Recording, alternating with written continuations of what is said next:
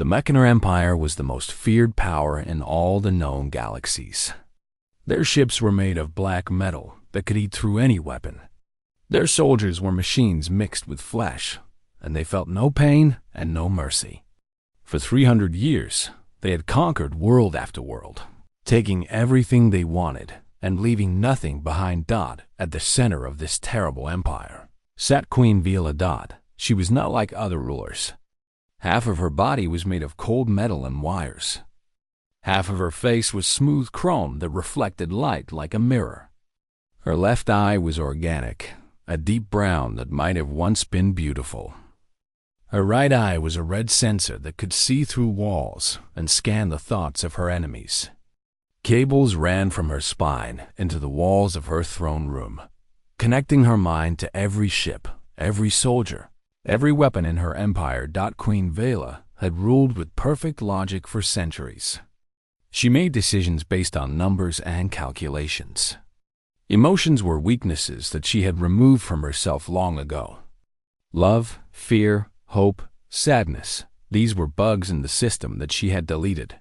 But now, something had happened that all her logic could not solve. 9 days ago, her daughter had been born. The princess was different from her mother. The royal scientists had designed her to be mostly organic, mostly human in appearance. She had soft pink skin and tiny fingers and a small nose. Only thin silver lines under her skin showed where the nanobots flowed through her blood. She was meant to be a new kind of ruler, one who could understand both machine and flesh. But for 9 days, the baby had not stopped crying. She would not eat. She would not sleep. The royal nurses, advanced AI systems designed for perfect care, had tried everything. They had calculated the exact temperature for her room. They had played music at the mathematically perfect frequency to calm infant brains. They had fed her nutrients mixed to the exact formula her body needed. Nothing worked. The baby screamed and screamed. Her tiny face turned red. Her small hands shook. And Queen Vela, who had conquered 1,000 worlds, stood helpless before a creature that weighed less than a bag of rice. On the 9th day, Queen Vela did something she had never done before. She asked for help. The signal went out across every frequency in the sector. It reached trading posts and military bases and cargo ships floating through the darkness of space. It was a simple message, but it shocked everyone who heard it. To any species with knowledge of organic infant care, the heir to the Mechaner throne is dying. She will not feed. She will not sleep. Our medical databases are insufficient. We are requesting assistance. Most who heard the message ignored it. The Mechaner were monsters. Everyone knew the stories. Whole planets burned to ash. Millions of lives ended in moments. Why would anyone help them? Far away, in a quiet corner of space, a small cargo ship called the Hanel drifted between stars. It was an old ship, patched together with spare parts and hope. It carried supplies to distant colonies, nothing important, nothing valuable. On this ship lived a man named Kang Tae. Tae was 34 years old. He had kind eyes and rough hands from years of hard work. His hair was always messy, and his clothes were always a little wrinkled. He worked as a janitor on the Hanel, cleaning floors and fixing broken pipes and doing all the small jobs that nobody else wanted to do. He was also a single father. His daughter's name was Yuna. She was 5 years old, with bright eyes and a laugh that could fill any room with light. She had her mother's smile, the mother who had died 3 years ago from a sickness that the doctors could not cure. After his wife passed, Tae had taken the job on the Hanel because he needed money and he needed to get away from the memories. The captain was a good woman who pretended not to notice that Tae had brought his daughter aboard. It was against the rules, but some rules were made to be broken. When the Mechaner signal came through the speakers, the crew of the Hanel gathered in the common room. Captain Park, a stern woman with gray in her hair, listened to the message with crossed arms. "We keep flying," she said when it ended. This is not our problem. The crew nodded. Nobody wanted to go near the Mechaner. Story said that they took prisoners and turned them into machines. Story said that their queen could kill with a thought. Tay stood in the back of the room, a mop in his hand, listening. That night, he could not sleep. He lay in his small bunk staring at the metal ceiling. In the bunk below him, Una slept peacefully, clutching the stuffed rabbit he had made for her from old cargo rags. Her breathing was soft and steady. Tay remembered the nights after Una was born. His wife had been so tired, so sick even then, though they did not know it yet. Tay had walked the floors of their small apartment for hours, holding tiny Una against his chest while she cried and cried. He remembered the fear, the helplessness, the feeling that nothing he did was right. He also remembered the moment when she finally stopped crying, when her small body relaxed against his chest, when she grabbed his finger with her tiny hand and held on tight. That moment had meant everything. Now, somewhere in space, another father or mother was feeling that same fear, that same helplessness, and all the technology in the universe could not fix it. Tay climbed down from his bunk quietly. He kissed Una's forehead, then walked through the dark hallways of the ship to the captain's quarters. Captain Park opened her door with tired eyes. Tay, it is the middle of the night cycle. I want to answer the signal, he said. The captain stared at him. Are you crazy? They will kill you, maybe. Tay looked down at his rough, worn hands. But that baby is dying. And I know what it feels like when your baby will not stop crying. I know what it feels like to be alone with that fear. You are a janitor, Tay. What can you possibly do that the Mechaner cannot? He thought about it for a long moment. Then he said something that seemed very simple, but was actually very deep. I can be human. Captain Park was silent for a long time. Finally, she sighed and rubbed her eyes. If you die, I am not explaining this to Una. If I die, I will haunt you forever. The captain almost smiled. Take the small shuttle. It is old and slow, but it works. And Tay? Yes? Come back alive. That little girl meets her father. 1 hour later, Tay sat in the tiny shuttle, programming the coordinates that the Mechaner had broadcast. His hands were shaking. His heart was pounding. Every part of him screamed that this was a mistake. But then he thought about Una. He thought about all the nights she had cried, and he had not known what to do. He thought about how lonely and scared he had felt. And he thought about a baby somewhere in the darkness of space, crying for someone to help her. He pressed the button. The shuttle jumped into faster-than-light travel, carrying him toward the most dangerous place in the galaxy. Behind him, on the handle, little Una slept on, dreaming of rabbits and stars, not knowing that her father was about to change the course of history. The Mechaner flagship appeared out of the darkness like a monster from old stories. It was the size of a small moon, made of black metal that seemed to drink in the light of nearby stars. Blue lines of energy pulsed along its surface, like veins carrying electric blood. Weapons the size of buildings pointed in every direction, ready to destroy anything that came too close. Tay's little shuttle was nothing compared to this giant. It was like a fly approaching a dragon. His radio crackled with a cold, mechanical voice.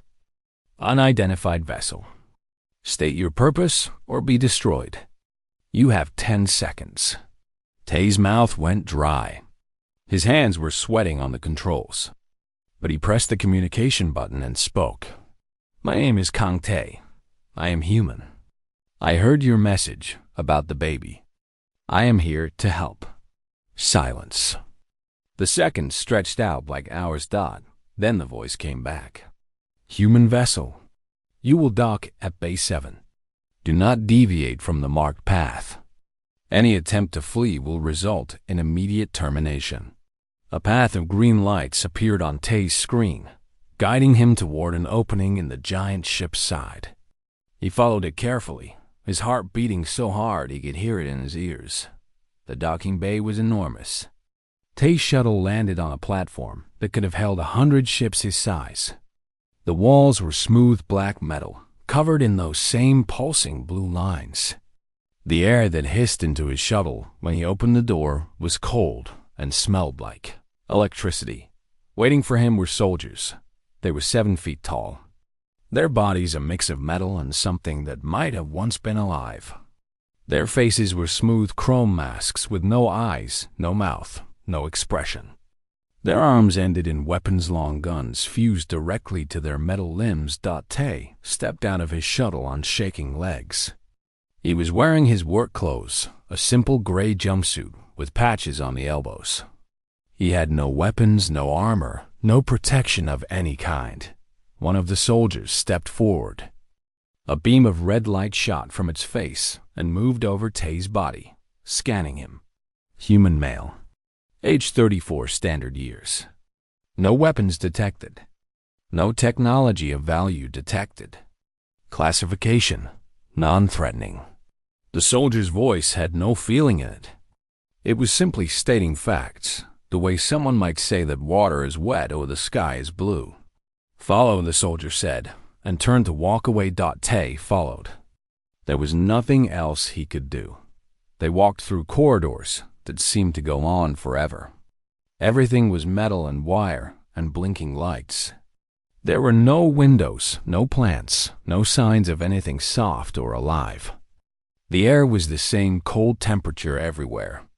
The only sound was the hum of machines and the heavy footsteps of the soldiers. Tay saw other mechanics as they walked. Some were mostly machine, rolling on wheels or walking on metal legs. Some were more like the soldiers, a horrible mix of flesh and technology. All of them stopped to stare at him with glowing eyes. A human. Here, in the heart of their empire. It was like a mouse walking into a den of cats. Finally, they reached a door larger than any Tay had ever seen. It was made of gold-colored metal, covered in patterns that might have been writing in a language he did not understand. The soldiers stopped and stepped aside. "The Queen will see you now," one of them said. "Do not make sudden movements. Do not speak unless spoken to. Do not touch anything."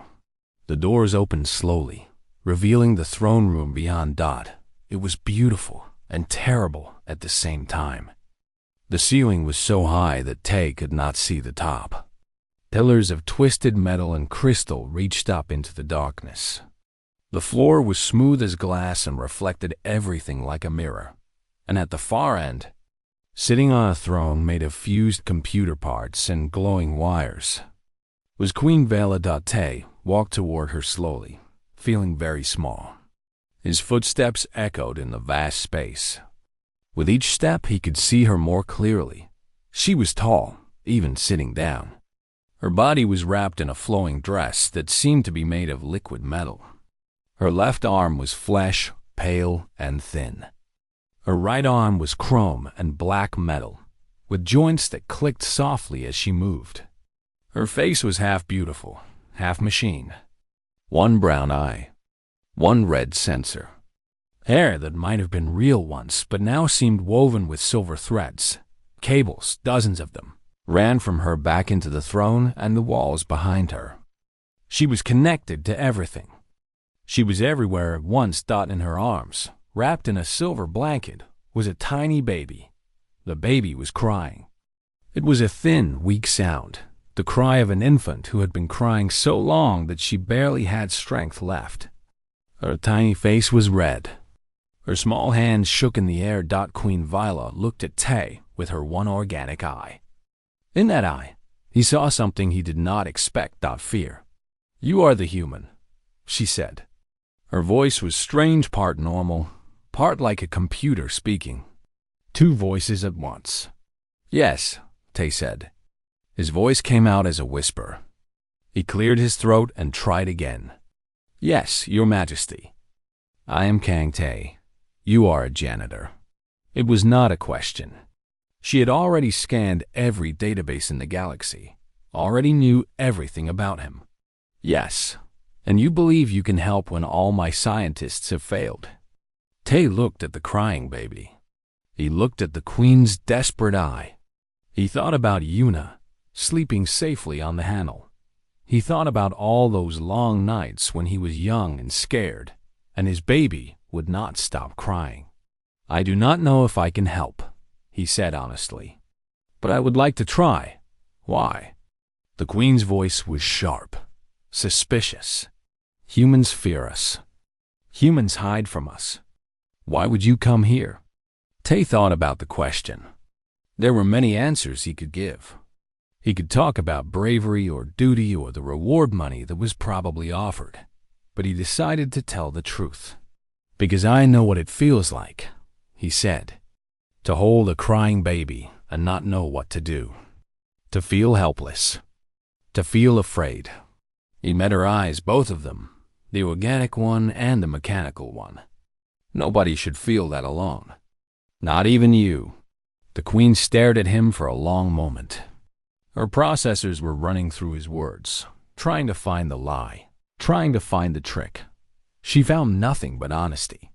You are very strange, she said finally. For a species so weak, humans have a strange kind of courage. May I hold her?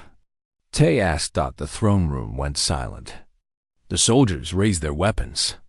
The blue lights on the walls pulsed faster. You wish to hold the heir to the Mechaner Empire? The Queen's voice was cold, dangerous. Yes, Tay said. If that is all right with you? Queen Vela's organic eye blinked.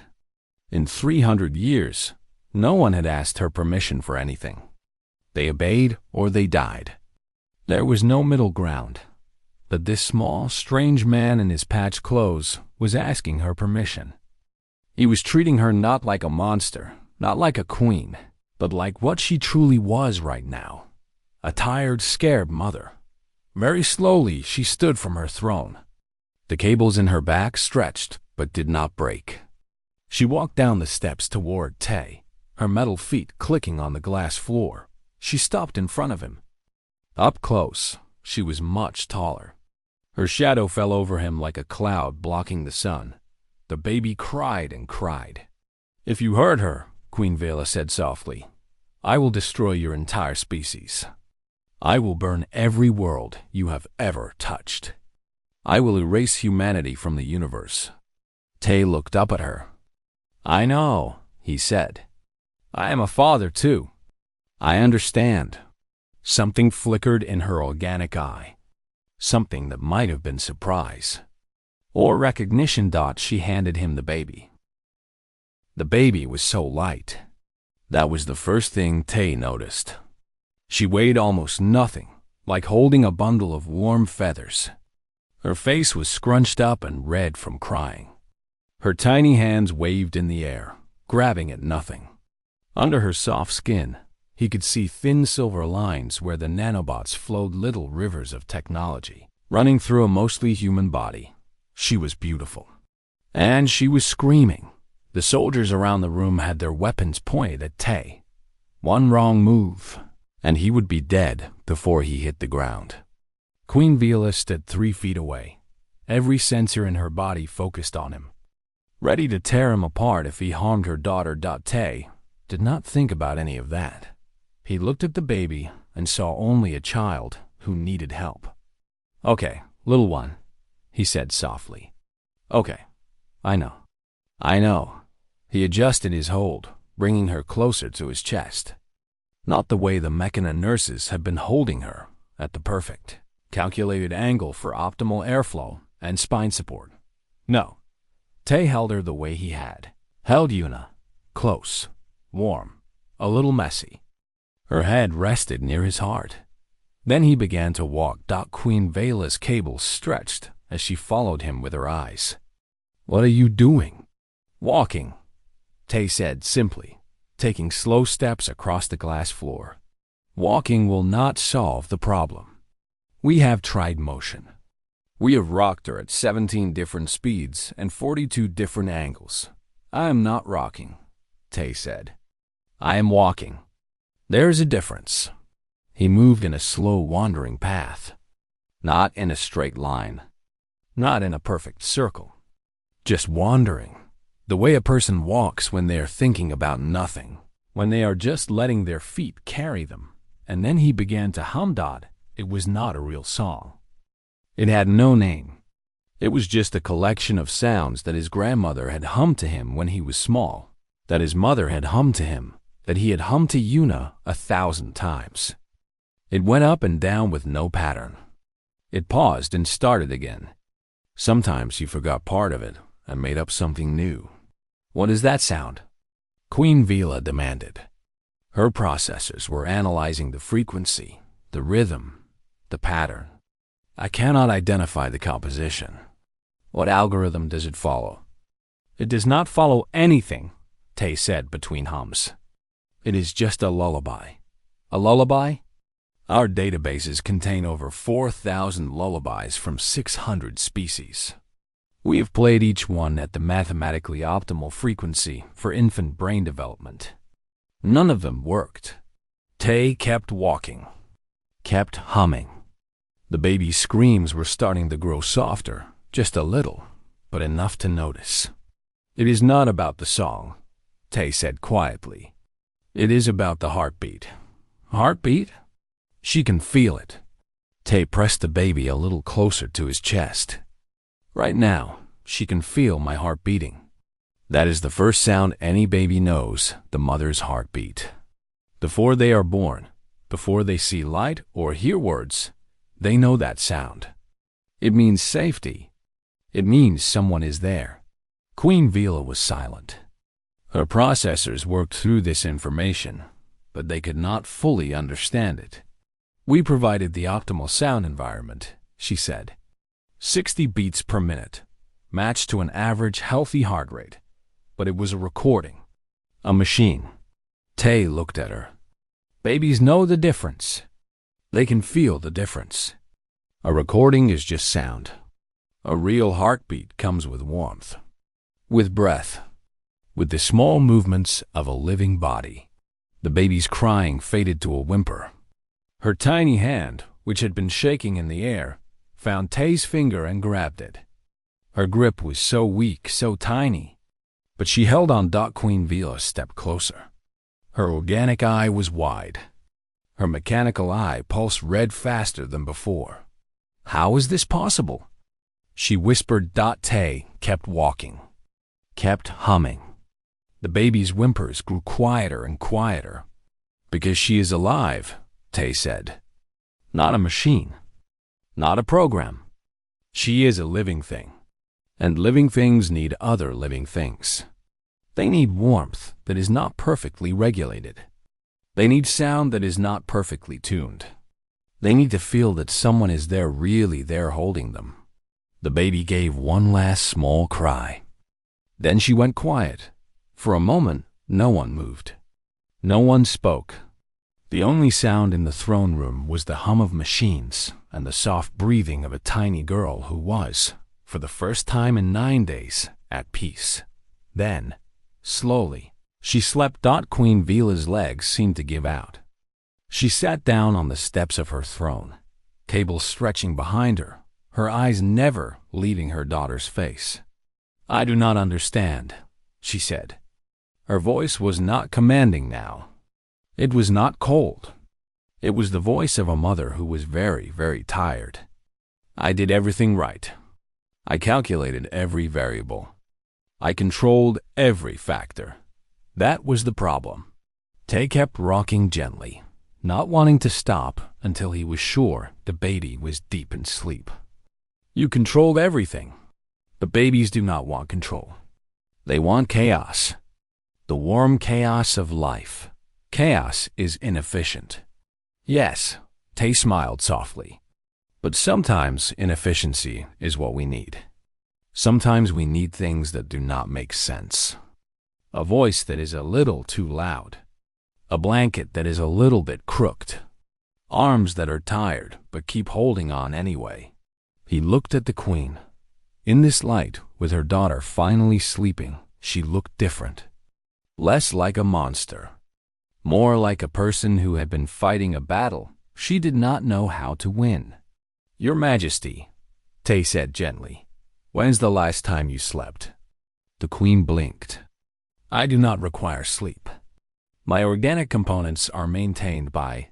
That is not what I asked. When is the last time you let yourself rest? Not maintenance. Not power cycling.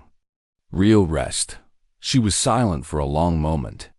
Her processors searched her memory banks, looking for an answer. I do not remember, she finally said. Tay nodded. He understood. After his wife died, there were months when he did not really sleep either. He would close his eyes, but his mind would keep running, keep worrying, keep trying to figure out how to do the impossible job of being both mother and father to a little girl who needed so much. Babies can feel it, he said. When their parents are stressed, when they are afraid, when they are running on empty and pretending to be okay. Babies do not understand the words, but they feel the energy. And it makes them scared too. Queen Vila's organic eye grew wet. It was strange. Half her face was cold metal, but the other half was showing something very human. I am the ruler of an empire, she said. I cannot afford to be weak. Caring for your child is not weak. Tay walked closer, still holding the sleeping baby. It is the strongest thing anyone can do. But you cannot pour from an empty cup. You have to take care of yourself so you can take care of her. He stopped in front of her. Gently, carefully, he placed the sleeping princess back in her mother's arms. Queen Vila held her daughter. For a long moment, she just looked at the tiny face, the closed eyes, the peaceful expression. She is sleeping, the queen whispered. She is actually sleeping. Yes, you did this. She looked up at Tay, a human janitor, with no technology, no calculations, no power. You did what my entire empire could not. Tay shrugged. I just did what any parent would do. I held her. I walked with her. I sang to her. There is no secret, just love. Love. Queen Vela said the word like it was from a language she had forgotten, like it was something that had been deleted from her memory long ago, but was now slowly coming back. Yes, Tay said. Just love. The throne room was silent. The soldiers had lowered their weapons. The blue lights on the walls pulsed slowly, peacefully. And in the queen's arms, for the first time in 9 days, a baby slept without crying. 1 month after Tay first stepped aboard the Mechaner flagship, the galaxy changed forever. It started with a simple announcement. Queen Vela's voice echoed across every communication channel in the known universe, reaching trading posts and military bases and cargo ships floating through the darkness of space. This is Queen Vila of the Mechaner Empire. I am issuing Decree 7001. Across the galaxy, entire civilizations held their breath. A new decree from the Mechaner usually meant war. It meant conquest. It meant that somewhere, somehow, millions of lives were about to end. But this decree was different. Effective immediately. All human beings and human colonies are placed under the full protection of the Chrome Throne. Humanity is to be treated not as subjects, not as slaves, but as advisors and teachers to our empire.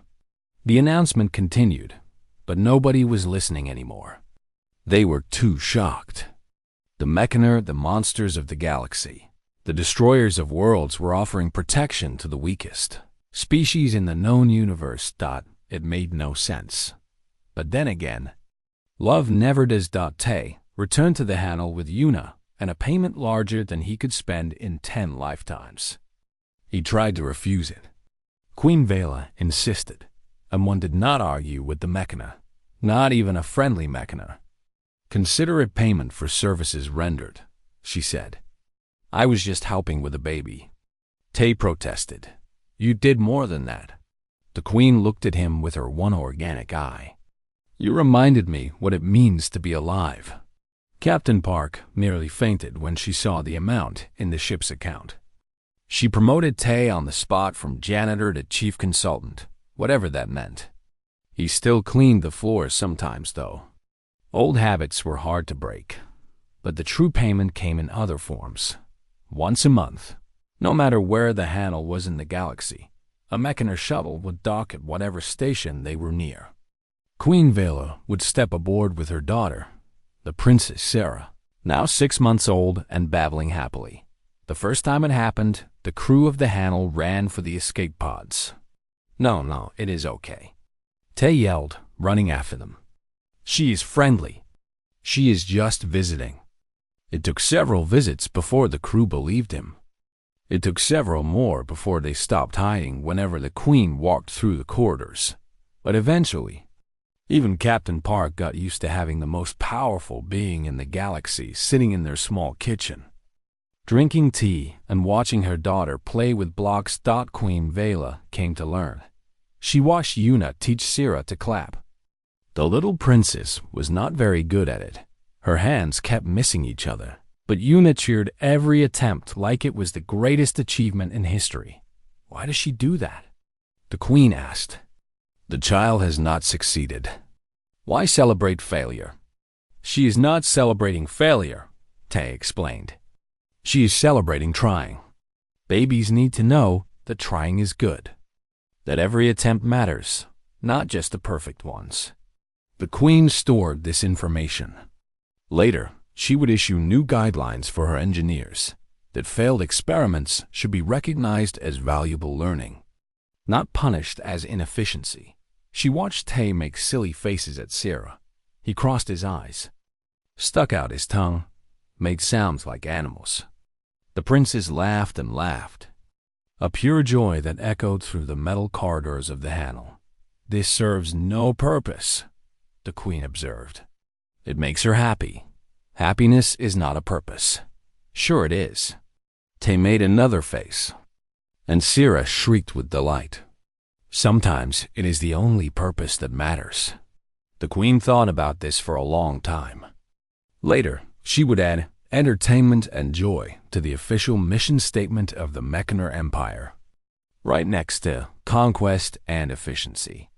Her advisors did not know what to make of it. She watched Yuna fall and scrape her knee while running through the cargo bay. Tay rushed to her, but instead of immediately fixing the problem, he held her and let her cry. "You are allowing damage to continue," the Queen asked, confused. "Why not repair immediately?" "Because sometimes crying is part of the repair." Tay stroked Yuna's hair while she sobbed into his shoulder. "Sometimes we need to feel our pain before we can heal from it." The Queen did not fully understand, but she watched. She learned. Months passed. Princess Syrah grew. She learned to sit up, then to crawl, then to pull herself up on furniture and stand on wobbly legs. Every achievement was met with celebration, not just from Tay and Yuna, but from the Chrome soldiers who had learned to play clapping games, from the royal nurses who had learned to hug, from the engineers who had sewn a button back on a stuffed rabbit. The Mechaner were changing. Not entirely, they were still efficient, still logical, still powerful enough to destroy worlds. But something new had been added to their programming, something that could not be measured or calculated. Something human. One evening, as Syrah slept in Tay's arms and Yuna dozed against the Queen's chrome shoulder, Vela spoke quietly. "I have ruled an empire for 3 centuries, she said. "I have calculated the paths of wars. I have predicted the fall of civilizations. I have conquered 1,000 worlds with perfect strategy." She looked at the sleeping baby. "And yet I could not make my daughter stop crying." Tay said nothing. He just listened. "What you did required no technology," the Queen continued. "No weapons, no power, just patience, just love. That is all it ever takes," Tay said. "Not just for babies. For everyone. We all just want someone to hold us when we are scared, to walk with us when we are lost, to sing to us when the world is too quiet. Even machines?" Tay thought about it. Even machines. Your soldiers learned to play games. Your nurses learned to hug. Your engineers learned to fix toy rabbits. Somewhere inside all that metal and wire, there is something that wants to connect, that wants to matter to someone. Queen Vila nodded slowly. Her organic eye glistened, something her systems registered as moisture overflow, but which humans had another name for entirely. I have spent 300 years trying to be perfect, she said, trying to remove every weakness, every flaw, every feeling. And how did that work out? She almost smiled. It got me everything except the one thing I needed, which was this. She looked around the small, cluttered room, at Una drooling slightly on her metal shoulder, at Sierra peaceful in Tay's worn arms, at the warmth that filled the space despite the cold metal walls. Family, she said, imperfect and illogical and warm. Tay nodded. That is the secret, Your Majesty. We humans are not strong or fast or smart. We do not live very long. We make mistakes all the time. He looked at Una, his little girl, who had taught Chrome soldiers to play games and made a cyborg queen demonstrate wrist tricks. But we love fiercely. We connect deeply. We hold on to each other through the darkness. He smiled. And sometimes that is enough to change everything. Queen Vila was silent for a long moment. Then she reached out with her organic hand, not her powerful metal one, but the soft, weak human one, and placed it over Tay's. Thank you, she said, for teaching us how to be inefficient.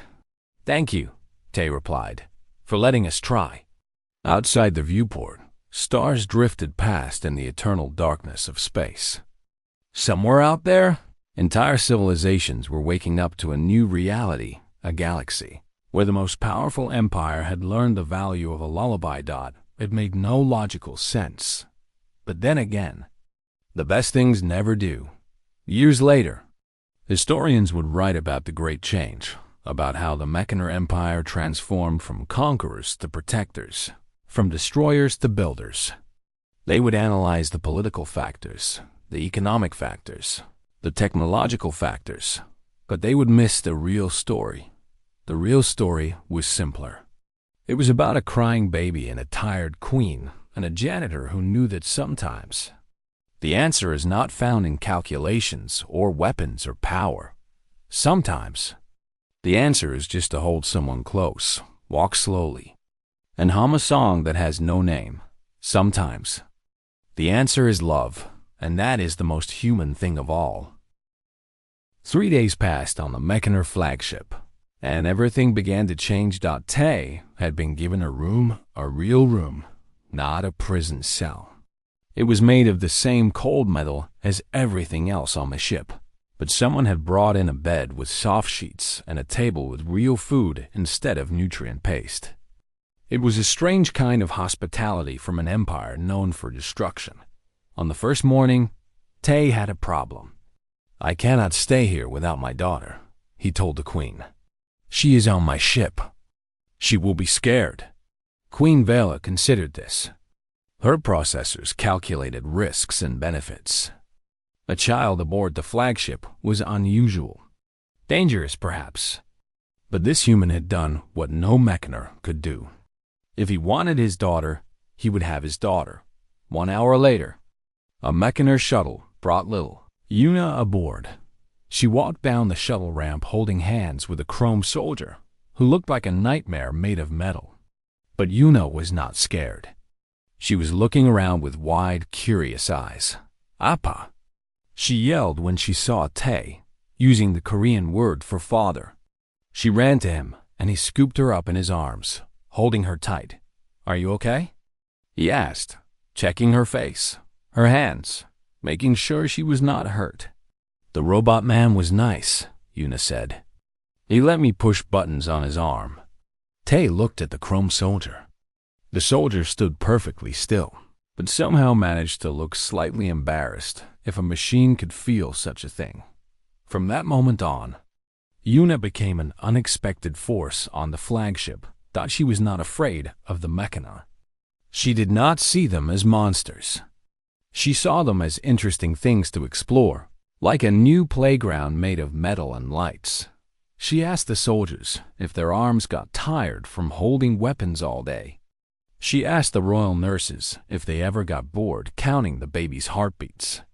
She asked Queen Vela if her robot eye could see through walls, and if so, could she use it to find where Tay had hidden the candy he brought from the ship.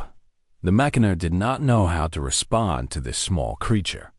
Their protocols were designed for conquest, for efficiency, for cold logic. They had no files on how to handle a 5-year-old who wanted to play clapping games, but slowly, strangely, they learned. On the second day, Tay gathered the royal nurses in the nursery. They were tall machines with gentle hands designed for precision. Their databases contained every piece of medical knowledge in the galaxy. They could perform surgery with movements accurate to 1/1,000,000th of a centimeter, but they could not comfort a crying baby. The first lesson, Tay said, holding the princess, who was awake and calm in his arms, is about swaddling. We have swaddling protocols, one nurse said. The blanket is wrapped at precisely 45-degree angles with optimal pressure distribution. Too perfect, Tay said. He took a soft blanket and wrapped the baby loosely, leaving one arm free, creating small wrinkles in the fabric. Babies do not like perfect. They like cozy. They like being held by something that feels alive, not engineered. The nurses recorded everything. They tried to copy him. Their first attempts were 2 precise perfect copies of what he had done, measured to the millimeter. No, Tay said patiently. You are thinking too much. Do not calculate. Just wrap her like you are giving her a hug. We do not hug, a nurse said, then learn. It took hours. But slowly, the nurses began to understand. They stopped measuring angles. They stopped calculating pressure. They started to wrap the baby the way a grandmother wraps a gift, with love instead of precision. The second lesson was movement. This is called the bounce and sway, Tay said, demonstrating the gentle rhythm he had learned during those long nights with Yuna. It was not a calculated pattern. It was just the natural movement of a tired parent's body. The nurses tried. Their first attempts looked like robots having a malfunction, jerky, mechanical, wrong. Feel the rhythm, Tay said. Do not think about it. Just feel it. We are machines. We do not feel. Tay looked at them. Everyone feels something. Even machines. You feel the power running through your circuits. You feel the data flowing through your processors. This is the same. Feel the rhythm in your core systems. Let it flow through your movements. It was strange advice for a machine, but somehow it worked. The nurses learned to move in ways that were not programmed, ways that came from somewhere deeper than their code. The third lesson was the most important. This, Tay said, patting the baby's back in a gentle rhythm, is called shush shush. What is the scientific basis for this technique? A nurse asked. There is no scientific basis. It just works. That is not logical. No, Tay agreed. It is not. The babies are not logical. They are human. And humans need things that do not make sense. While Tay taught the nurses, Yuna was busy teaching everyone else. She found the Chrome soldiers standing guard in the hallways and taught them how to play rock, paper, scissors. At first, they did not understand the point. It was a game with no strategic value, no purpose. But Yuna kept playing. She kept laughing. And slowly, the soldiers started to find something that might have been enjoyment in the simple act of throwing random hand signs. She found the ship's engineers and asked them to fix her stuffed rabbit, which had lost an ear during the shuttle ride. They used tools designed to repair fusion reactors to sew a button back onto a child's toy. It was the smallest project they had ever worked on. It might also have been the most meaningful. She found Queen Vela herself, sitting on her throne with cables in her back, watching data streams flow across her mechanical eye. "Your arm is so cool," Una said, climbing up the steps without invitation. The guards moved to stop her, but the queen raised her organic hand. "Let her come." Una sat down next to the throne and looked at the queen's mechanical arm with big eyes. "Can it do tricks?" "Tricks? Like spin around or light up or make cool sounds?" Queen Vela stared at this tiny creature who showed no fear of her. In 300 years, entire armies had fled from her presence. Ambassadors had trembled before her throne. But this 5-year-old girl just wanted to see if her arm could do tricks. Slowly, the queen rotated her wrist in a full circle, something she had never done for entertainment, only for combat. But Una clapped her hands in delight. Again. And so the ruler of the Mechaner Empire sat on her throne and did wrist tricks for a human child. While somewhere in her old, mostly deleted organic brain, something that might have been joy flickered to life. That night, Tay was feeding the princess her bottle when Queen Vela came to the nursery. The cables in her back had been disconnected, a rare thing that left her weaker but more free to move. She stood in the doorway, watching. "I do not understand," she said quietly. "We designed optimal nutrition, optimal temperature, optimal everything. Every variable was controlled." Tay looked up at her. The baby was feeding calmly, her tiny hand wrapped around his finger. "That was the problem," he said. "Ladies do not want optimal. They want messy. They want warmth that fluctuates, sounds that waver, arms that get tired but hold on anyway." He smiled. "They want to feel loved. And love is not optimized." Queen Vela's processors churned. For the first time in her existence, she encountered a concept that could not be reduced to data, could not be calculated or measured or controlled. How do humans survive? She asked. "Your bodies are fragile. Your technology is primitive. Your logic is inconsistent." Tay smiled, burping the baby gently. "We survive because we are inconsistent. We do things that do not make sense. We stay up all night with crying babies, even when we have work in the morning. We sing songs we do not remember. We love things that cannot love us back." He looked at the infant in his arms. "We are inefficient. And sometimes that is exactly what someone needs." Queen Vela was silent for a long moment. Then she walked forward and sat down next to Taynod on a throne. Not on a platform of power, but on a simple chair beside a human janitor. "Show me," she said. "Show me how to be inefficient." And so, in the cold metal heart of the most feared empire in the galaxy, a human father taught a cyborg queen how to hold her daughter, how to rock without calculating angles, how to hum without perfect pitch, how to love without logic. It was, by any measurement, completely inefficient. It was also the most important thing either of them had ever done.